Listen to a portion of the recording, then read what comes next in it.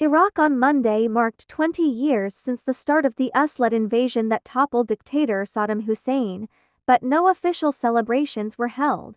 The oil-rich country remains traumatized from the years of war, occupation and bloody sectarian turmoil that followed the operation launched on March 20, 2003. A semblance of normalcy has returned, but Iraq still battles a range of entrenched challenges, from political instability to poverty and rampant corruption.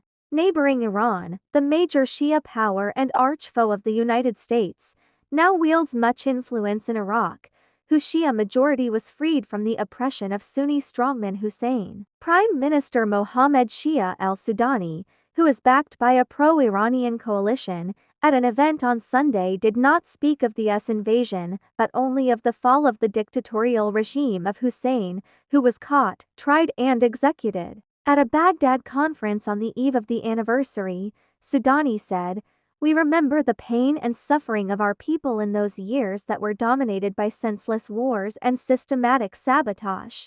The government planned no events to mark the anniversary, and Baghdad's streets on Monday looked busy as ever, with most people more focused on the month of Ramazan due to start later this week. "It's a painful memory for the country," said Fadhel Hassan, 23, a journalism student. "There was a lot of destruction and too many victims, innocent people, Iraqis and American soldiers."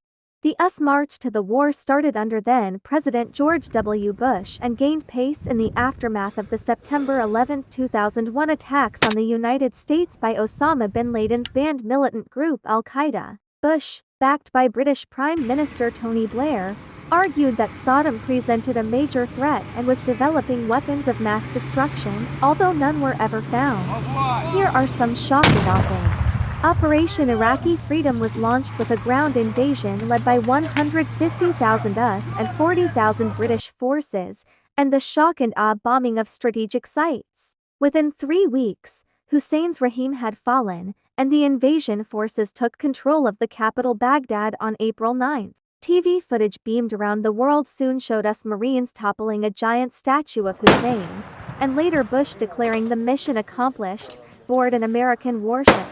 But the invasion had sparked widespread disorder and looting, the chaos deepened by the US decision to disband the Iraqi state, ruling party and military apparatus. The stated US drive to bring liberal democracy to Iraq was soon derailed by violence and sectarian conflict as Shia militants battled with Sunni groups. By the time US troops left in 2011, the war had claimed the lives of more than 100,000 Iraqi civilians, according to the Iraq Body Count Group, while US losses reached nearly 4,500.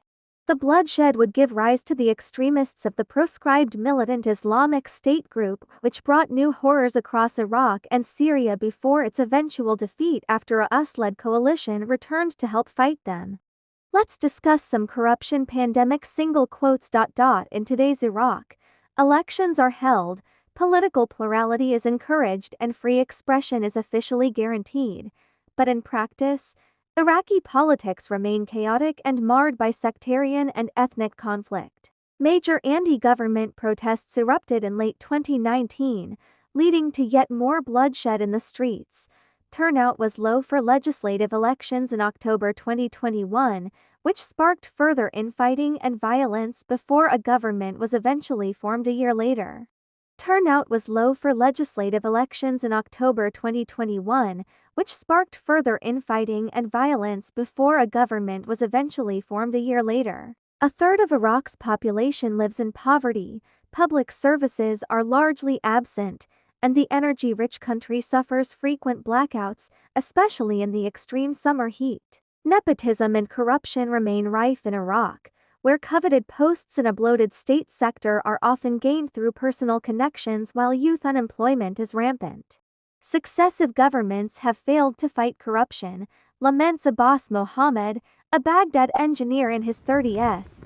"We are going from bad to worse. No government has given anything to the people." On Sunday, Sudani again pledged to combat the pandemic of corruption. But Baghdad day laborer Mohammed al-Askari, like many Iraqis, is struggling to keep alive any real hope. "We rejoiced when the regime fell because we thought Iraq would improve," he said. But so far we have only suffered.